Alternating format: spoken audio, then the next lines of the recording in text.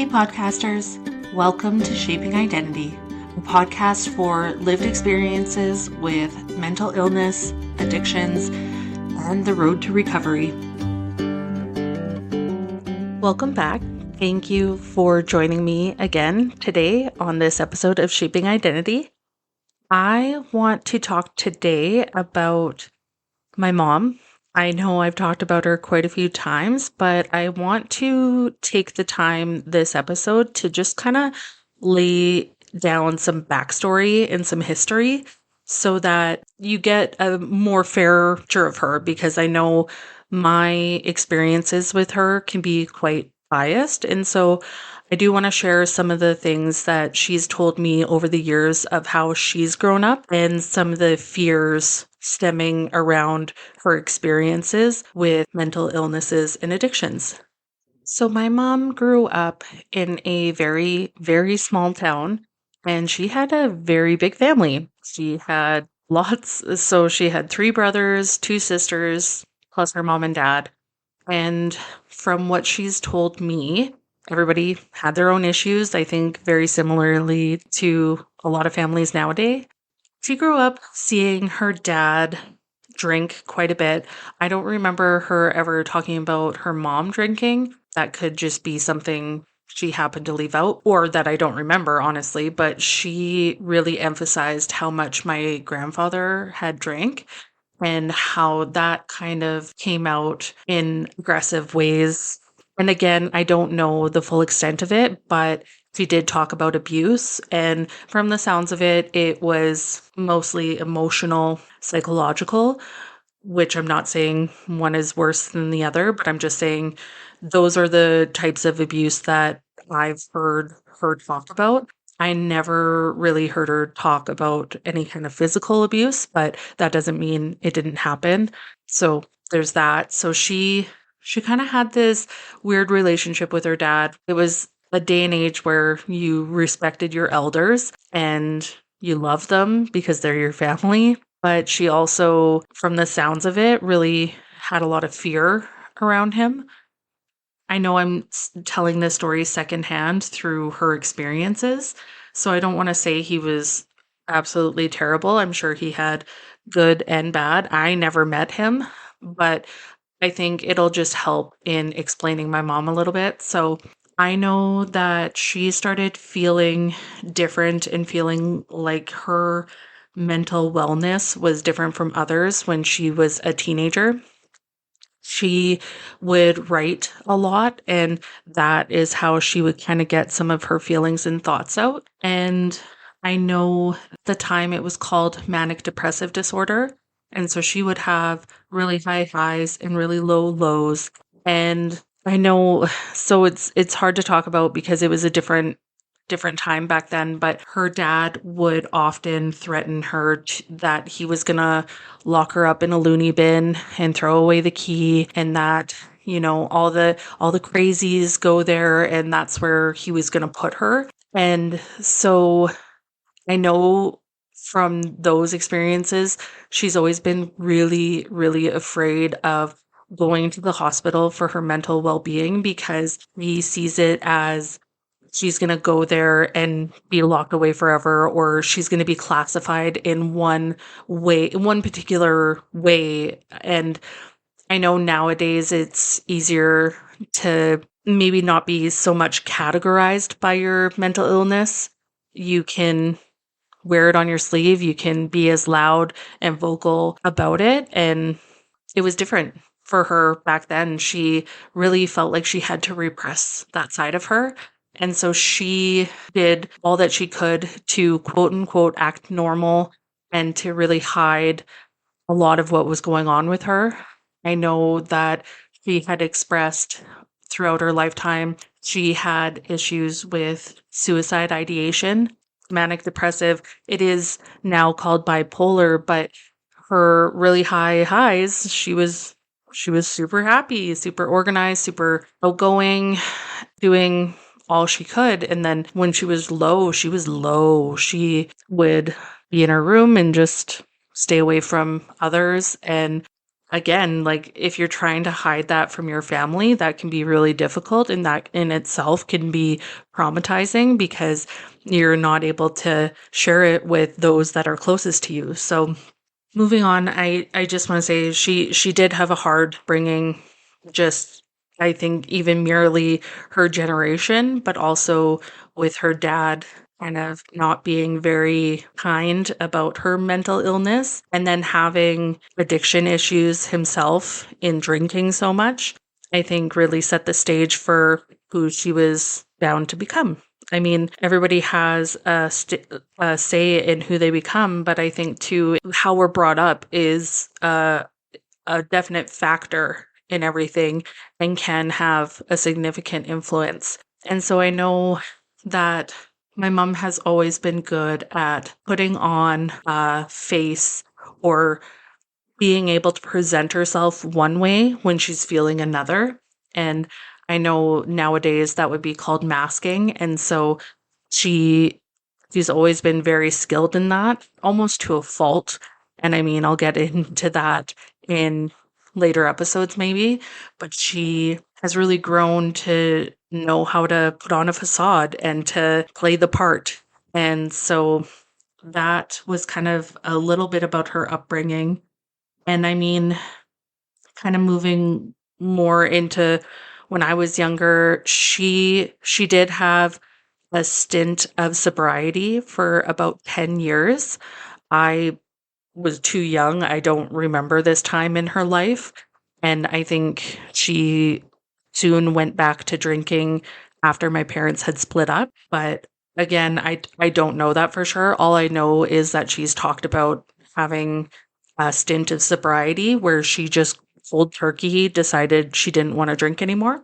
And so I think the next part is she was really traumatized in the loss of her mother. Again, when I was, I think, just a newborn, her mom had recently been kicked out of her living situation. I don't know the exact specifics, but being out of her living situation, it kind of stirred some, she got out of her element and it just went downhill from there. She was diagnosed shortly after with Alzheimer's disease.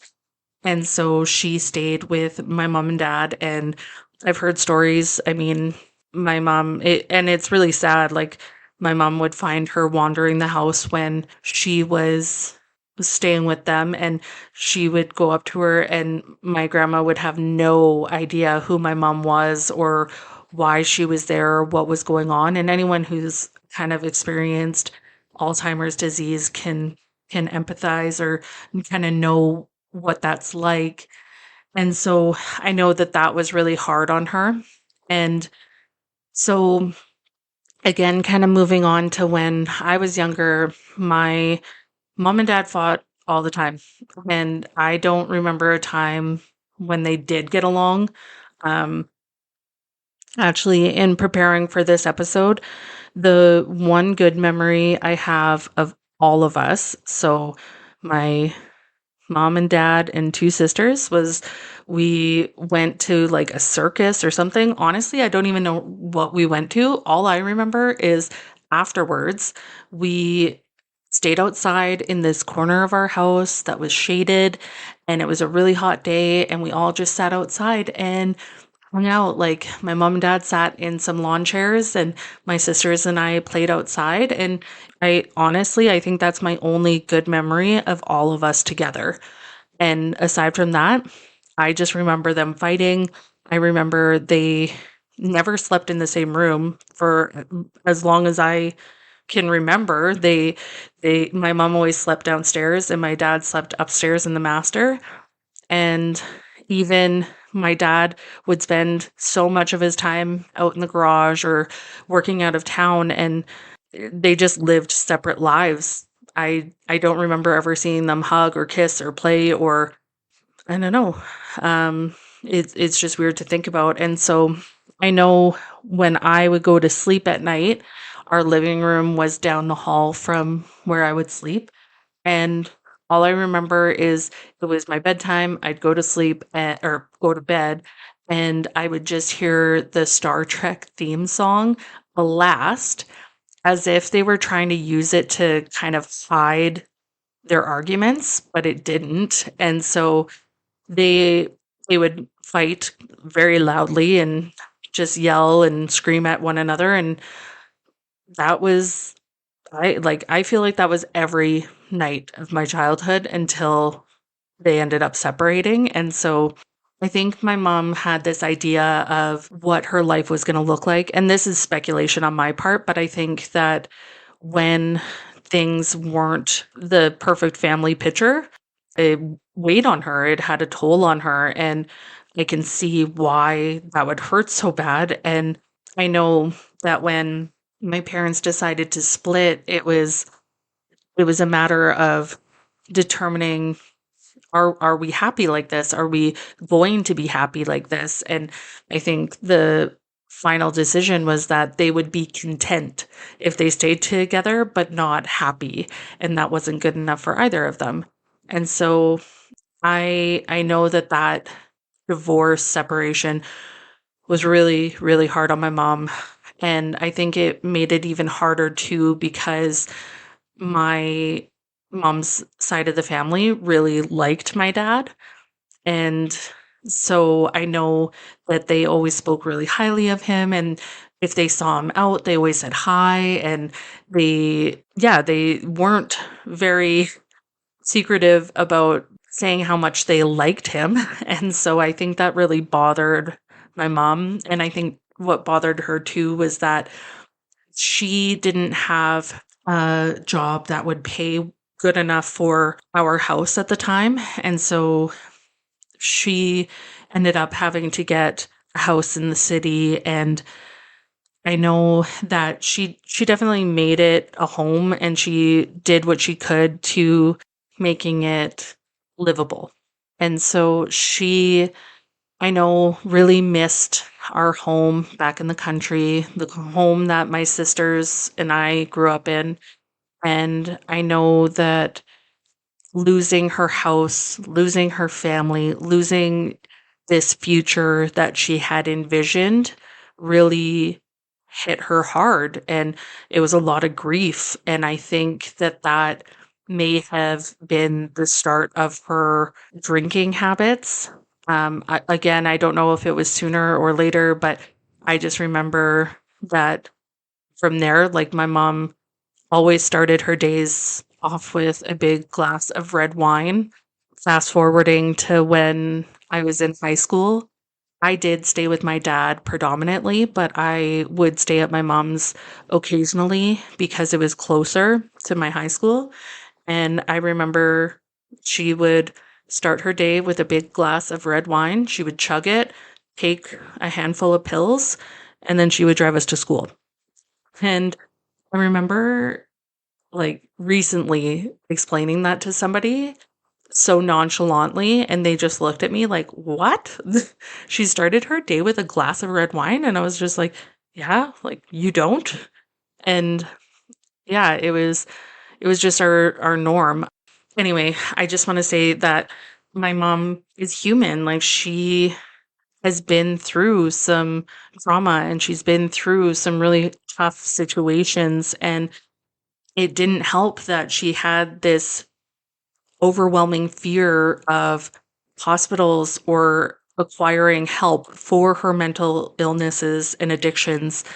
And honestly, going that long masking who you really are and putting on a special facade so that you can get through your day to day, I can see how that would play into the person you become. And that would be a really hard coping mechanism to just stop.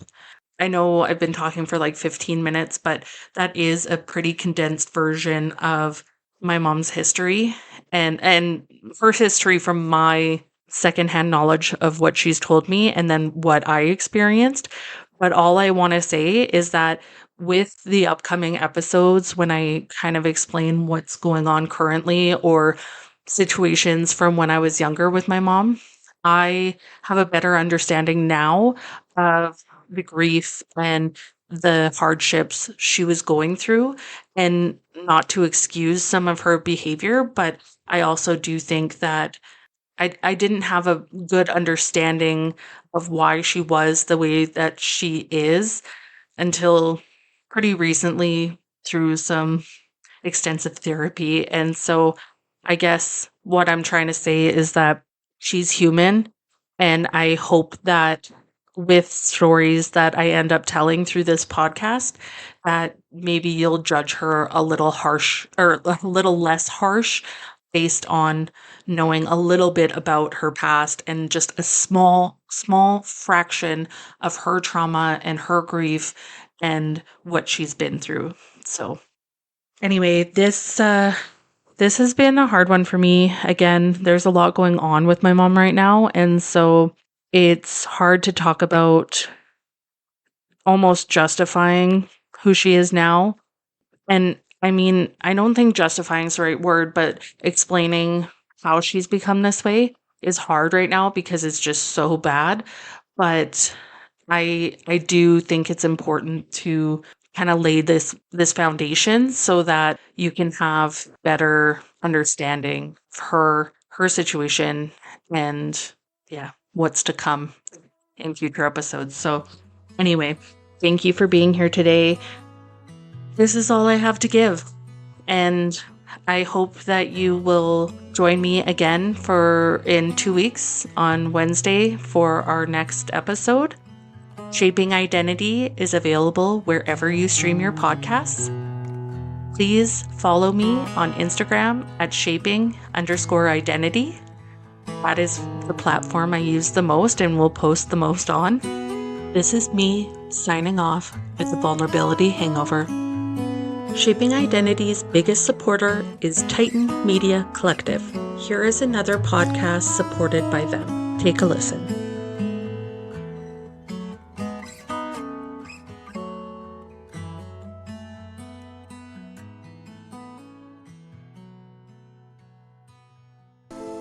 Hey guys, this is B from Arbitrary Advice, your one-stop shop for advice, arbitrary and otherwise. We talk about anything and everything, from serious issues to internet challenges and life hacks. Have a question or topic you want covered? I'm available through Facebook, Twitter, and Instagram. Or email me at arbitraryadvicepodcast@gmail.com. My mission is to help people through their challenges, no matter the size. New episodes every Sunday and available anywhere you listen to podcasts.